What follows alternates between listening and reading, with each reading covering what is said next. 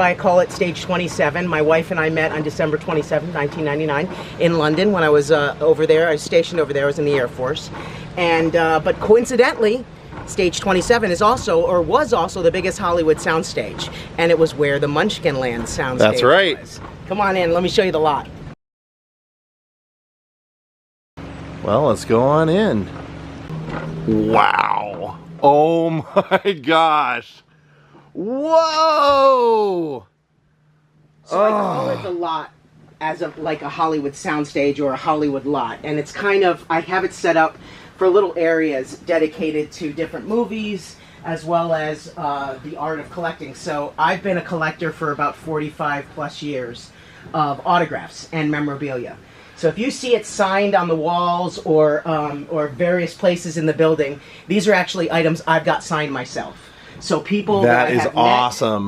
Met, that I've got signed, and you got everybody from, like, you know, an Eagles signed guitar, Rolling Stones signed guitar, country music legends. Here's a Johnny Cash album. That's your boy, so I put that out for you to see. Well, I might as well mention, you know, how I met you was actually at Elvis Week. That's right. Yep. You watch my channel, Yep. and I was trying to get James Burton, the great James Burton, to sign a record for me, and you came up and you said, "Have you met James yet?" And I said, "No," and you said, "I'll introduce you to him," and that's how I got James's autograph. Yeah, James, they're great people and good friends, and what an amazing legend. There's not too many Elvis legends left, but it's great that we still have James left. Especially him. I mean, is innovative and is cool. What is this? Okay, so I figured you would probably want to talk about this because I know you're a Prince guy.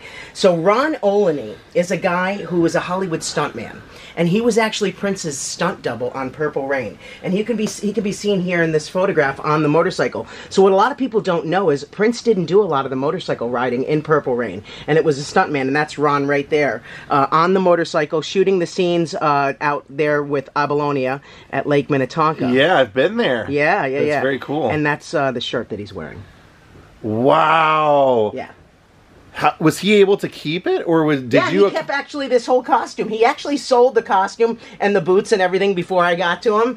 But then he and I became friends, and I was able to get that. So it's kind of cool. Now, can I also mention that you know, you and our friend Scott Michaels from Dearly Departed, Scott was telling me that it was actually you and he that are helping Michu get his final resting place. And you'll see some of Michu's items here. So when Michu passed away, and this is what a lot of people don't realize, celebrities aren't like you. They're like you and I. And a lot of times when they don't work, they don't have a lot of income coming in. Yeah. And Michu was that way. Unfortunately, when he passed away, didn't have a lot of income, lived in a very small little place, no pun intended, in Hawthorne.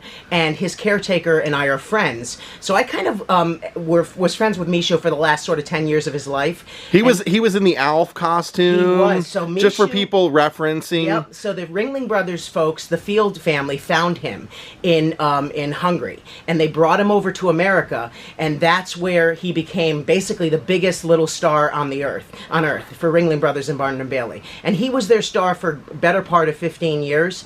And that's where Michael Jackson first saw him. So Michael Jackson went to the circus, saw Michu, and automatically got attached to him. They became best friends, and he was best friends with Michu all the way up until 2009 when Michael passed. And wasn't he a part of the wedding? He was. Yeah, he was at the wedding and in the Dominican Republic. He was on the honeymoon, and there's photos. You'll see some photos of Michu at the wedding, and also if you go out to YouTube, there's lots of YouTube videos of Michu at the wedding of Michael and Lisa. Plus, you got to also consider the fact that when Michu worked, it was not the era of royalties being such a huge thing. So you got paid what you got paid for the day of work, and maybe that was all you got paid for that project. Now you would get residuals from being in Jurassic Park or whatever that could possibly set you for life if you're on the right project. Again, if you didn't have a really good manager back then, you weren't going to get those things. And Ringling Brothers was the kind of place where you paid while you worked there, but you didn't get paid after the fact because there was no residuals coming in. Now, he got residuals for Alf. He got residuals for the movies like Waxworks, which you'll see his top hat. I have his tuxedo and top hat from Waxworks, and also from Big Top Pee-wee and a lot of the other movies. That's so awesome. You'll see his jacket from Big Top Pee-wee as well. So he got residuals for those, and of course he got his Social Security, but he just didn't get enough to actually take care of the rest of his days. And unfortunately, when he passed away, not enough to even pay for the funeral. So we organized and got that paid for, and then got the cremation paid for, and now, finally, all these years later, thank thanks to Scott, who is just an amazing guy. Yeah. We're able to get him interred this spring in Hollywood. Awesome. We'll talk more about him as we get in there. As we get now, in here. point out some of your favorite things over here, because I'm seeing Jack Nicholson from The Shining. I'm seeing all kinds of stuff. And since you mentioned it, you asked for some of my favorite things. Let me show you. There were about 40 of these on set. Okay. I see like once in a great while one of them will come up for auction. There are a lot of them out there. I'm just going to set my coffee down there. There are a lot of them out there, but this actually came from one of the prop master's son. Okay, so I went to his house when I was living in England, and I went there to buy some props from Gladiator and from Saving Private Ryan, 2 of the films that he had worked on. And as we got talking, I said, well, so how are you involved with props? And he said, well, my dad was a prop master, and he worked on all of Stanley Kubrick's movies. And I said, wow. And of course, Stanley Kubrick shot all of his movies in England. And a lot of people don't realize that, but he lived in England. He didn't live in America, so he shot a lot of his films in England. Well, I said, did he work on The Shining? And he said he did. I said, did you keep anything? He said, I kept an axe. So he said, it's not a screen-used axe. There was about 20 or 30 of them on set. I said, where is it? Can I see it? He said, yeah, I've been chopping wood with it for 30 years.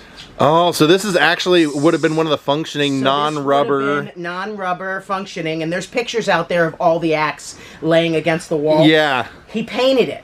I mean, he didn't care what it was or anything. He even painted it a different color because he had used it as a functioning axe. That's crazy. So I quickly offered him some money, and he quickly took it. That is awesome. Yeah, not a hero axe, not a screen-used axe, but at least I can say it was on set. Of course, we put him over there next to Jack Torrance.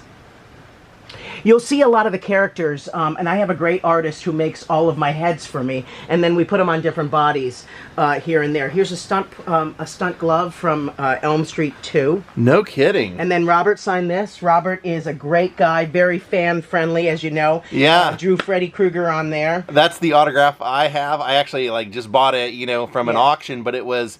He had drawn Freddy right around that same time, 2002. Yeah, yeah. So there's a box that was in one of the scenes in Texas Chainsaw Massacre. Oh, one of my all-time favorites. Yep. And have you been down to Austin? I have. To locations? Yeah. Bastrop and the house and everything, yeah. So again, 45 plus years of collecting memorabilia and autographs and props and you name it. If it has to do with entertainment, Jordan, I collect it. I love that you have like trauma stuff because a lot of people don't know about Lloyd Kaufman. Yeah, I love. Lloyd's a great guy. That's one of my favorites. I've went to several screenings that Lloyd has participated in. What do we have here in the coffin? No, we just have a mummy. He's wrapped up there. I have a Bela Lugosi that's being made right now, so Bela will take his place there afterwards. In the back here, so let's see, we've got some tour shirts. This is the music wall, by the way. So the music wall with all the signed guitars and record albums. MTV Awards. MTV Awards. There's some Grammys over there. Now, I have a guy who makes these. Okay. Okay, so they are exact replicas. Because I don't want anyone to get the wrong idea. That's a cool thing to get signed, though, actually. They're great. They're great. And you can feel the weight of that.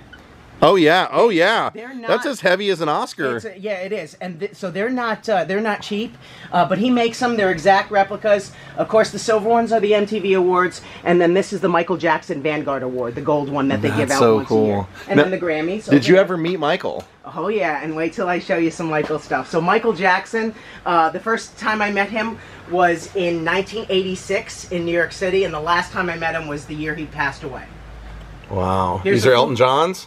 Yep, and here's a Foo Fighters guitar or a drum head. Very hard to get because Dave doesn't like to sign autographs anymore unless it's for charities. So Kurt Cobain signed photo. I got that at the Beacon Theater in New York City. No Along kidding. with a jean jacket that I was wearing. I got Kurt to sign that as well. Wow, man, you were ahead of the game. Yeah, I started when I was 10 years old. So here's some stuff from Halloween. So over there, we have the switch that actually killed Michael Myers in Halloween Ends. Oh, this is wow. the entire thing. So at the end of the movie, when they put him in the compactor, the daughter throws that switch. That is so cool, dude. And that's what kills Michael. That is so cool. And here is the hands of Michael Myers. So, of course, he fought Jamie Lee in the kitchen, and she stabbed his hands with the butcher knife. Yes. So these are the actual hands. Oh my gosh, dude, that's And there's so the other one great. right there. Oh my gosh.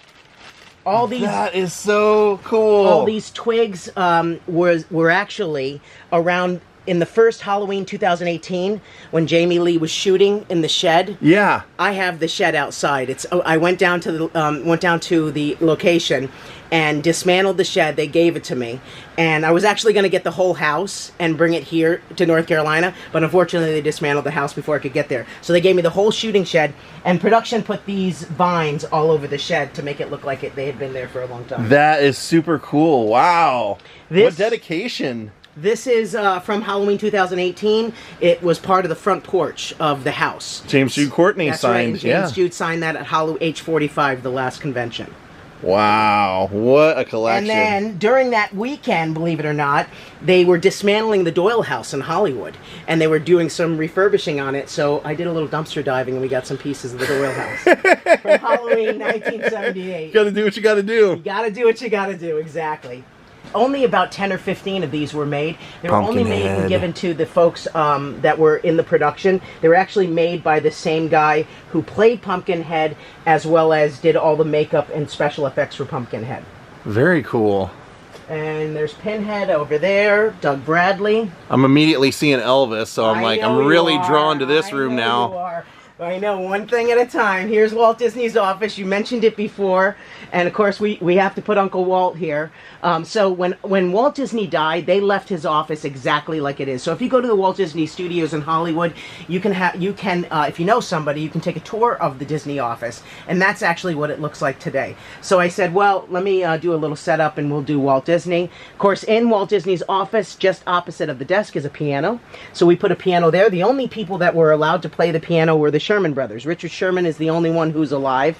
His brother, him and his brother wrote all the music for most of the Walt Disney classics that you know. Mary Poppins, The Sound of Music, all of those great movies. And that Richard Sherman signed that. So he's the only one that's allowed to play the piano in Walt's office. And of course, you know, VHSs are a thing, and especially the Disney ones. So I filled the office here with Disney collectibles. Here's one of my favorite pieces. This is a signed clip of Walt Disney. And and that one, did you get that yourself? I did not. No, I did not. That came from a private collection that I inherited. So, and that's kind of what got me started. Oh wow! Yeah. And when I say he's good, he's really good. Your guy made all of these, huh? Yep. And again, 8.5 pounds, 12.5 inches high, exact weight, exact specifications and everything, all the way down to the name. The name. I love that. Tony Award. This is an Olivier Award that they give out in London for London Theatre MTV Movie Awards. Those are BAFTAs, British Academy Awards. Golden Globe, this is the old style, and this is the new style Golden Globe. You have a Movie Emmy Award and TV Emmys on either side, and then this is the Cannes Film Festival Award. Wow. And of course up there at the top is the Screen Actors Guild Award. No kidding. I probably have in the upwards of 200 or 300 signed pieces for Michael Jackson. When you would go for Michael Jackson, he would sign over and over and over That's again. so cool. You want to hear a sad story? Yes, tell me. When I was in high school, no, I was in junior high, I got a paper route. I saved up for a month and a half, and there was like a magazine that I had that you could call and you could buy signed photos. And I called. They had Michael Jackson. It was $150 back when everything was $25. Yeah. I said, how'd you get this? They said, we got it from his publicist. We have deals with them or whatever. So I bought it. It looked exactly like the signature you have. Mm-hmm. I put it in a book when I moved out to Hollywood and accidentally donated the book to Goodwill.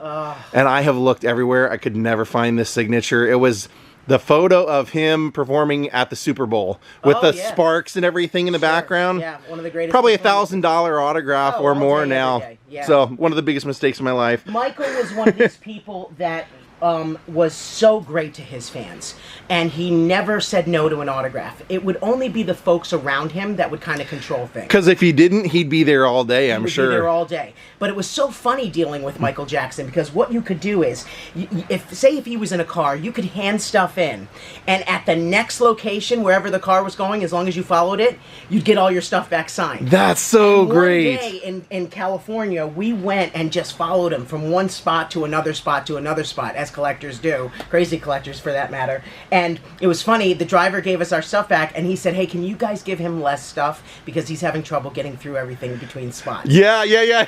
But the thing that people don't know about Michael is he would collect his own stuff. No kidding. He would steal your stuff. So if he didn't have it already? Yeah. So I have several Michael Jackson guitars, but you could hand the stuff in, and if he liked it, he would take it. That's fair. Michael had this thing where he would be looking through, and he'd go, oh, and if you knew he said, oh, then you weren't going to get it back. I had 2 packs of pictures. So you start bringing doubles of everything, right? Yeah. Exactly. I had 2 packs of pictures. I said, Michael, these are exactly the same. These are for you. These are for me. He still stole stuff out of my pocket. That's hilarious. So if you look through here, these are some of the signed albums. So there's a Janet. There's another Thriller album. Of course, that's my first Thriller album that I ever got signed. There's Bad. Here's a signed album of the Jacksons. Gosh, that is There's so another cool. Jacksons. There's another Thriller album. There's another Thriller album. There's a Bad album. There's a Thriller single. There's another single, Remember the Time. There's Off the Wall. Have you ever gone to that location? No, I haven't. You need to find that location. I have it pinned. I will. They're going to tear down that block, so get there soon. I actually worked, my first job in Hollywood was... I was stationed at Bernie Grundman Mastering, and Bernie mastered all of Michael's solo records, and he used to tell me, like, I'd ask him questions about Michael. I'd say, like, do you think any of these accusations stuff are true? He said, I've known Michael for 25 years. I don't believe it at all. No. He said, I just think he's got arrested development, and he doesn't see anything wrong with being a child, and the people around him allow that, and you know, when you have that, he said he was a child. Yeah. And it was interesting when you would be around him or see him, it was very much like seeing a child. A whimsical look to their eye is how he described it. He said he would come in for sessions. He said we'd spend the first 20 minutes him asking me how my health was, what was I eating, was I happy, what was I up to, how was my family. Yeah. He said it was very he was a very personable person. He was, but yet don't get confused, because he was very strong-willed, and he knew the moments. So like people like Chris Tucker, or even like will.i.am, all those guys will tell you, Michael knew how to throw it down, and he would tell you in a heartbeat, no, that's not the way I want it. I want it this way. So that like delicate little attitude that he had, and a lot of people think he was always that way, he wasn't. He wasn't always that way. He was in control firmly. If you watch the We Are the World documentary, you can see that. Yeah. Just in his moments of that. When I passed 4th grade, my mom bought me the Thriller jacket, and it's still right here. I keep everything. That is so cool. But a very interesting story that I have about Michael Jackson goes back to London in 2005. He was there for Elizabeth Taylor's birthday, and he was buying a present at Harrods for Elizabeth Taylor. Now, everybody was following Michael. Now, the one thing about Michael Jackson, when he was around, his legion of fans would follow him everywhere that he went. And Michael was at that time staying at the Dorchester Hotel. We went from Harrods to the hotel, and I thought, I'm going to go there early to get... so I left Harrods and went to the Dorchester, waiting for Michael to come back. And I was waiting at the top of the steps, and the motorcade pulled up, and of course the sea of fans just swarmed him. And Michael got out of the car, reached for the pen, grabbed my pen, and then fell at my feet. Literally at my feet, because the fans were pushing so much. Okay, so I put the pen cap back on, and I literally scooped him up this way. Now, when I did, the pen cap got caught in the back of his hair. Probably the wig. The fans pushed. He went in, I went back, and I saw him do this, and I felt, okay, what's happened here? And when I looked down... Whoa! You have his hair! I saw all of this mounds of hair stuck in my pen cap. Now, people are like, oh, you ripped his hair out? No. The fans pushed him, he fell, I picked him up, the pen cap got caught. I grabbed this, and I kind of walked away because the fans. It's a weird memento, but it's like a weird memento, but it makes for an I would have kept it too. Story. And of course, Michael did wear a wig, but I felt this come out. I mean, and the wig portion was the front, the very top, and of course that was because of the Pepsi commercial. So he lost a lot of his hair follicles from the Pepsi But you were commercial. like you said, it came from the back, the neck. Okay, came from the back. So not really happy that this happened. I would have much rather had the autograph, but it's something that's forever. It's actual Michael Jackson DNA, I guess. These were manufactured, but this came from Gladys Lucky, who was his personal housekeeper. I got it from her estate, and there's a photo of Liberace supposedly holding this bear. And there's Lee right there, and then here are some L's from the old Liberace estate in Las Vegas. So now a guy named Martin Ravenhill owns the estate. Yeah, I know Martin. Martin's a great guy. Yeah, but before he bought that house, it was actually falling down. Yeah. The fence and the gates were all falling down, and the pieces of wood around the fence, the outside of the fence was all falling down. So these are actually pieces of it, as well as some of the material. And this was a bit of the piano material that used to be over the awning. Yeah. Very cool. Yeah. All right, guys, if you have liked what you've seen, we've just scratched the surface. We're actually going to make probably 3 videos out of Richard's place here. So thank you for watching. Come back tomorrow and we will dive into more. And I hope you enjoyed what you've seen so far. I mean, this Michael Jackson stuff, the movie memorabilia from Halloween, pretty amazing. And I think you're going to love what we see next. Thank you all for watching. We'll see you next time. Have a great night and goodbye.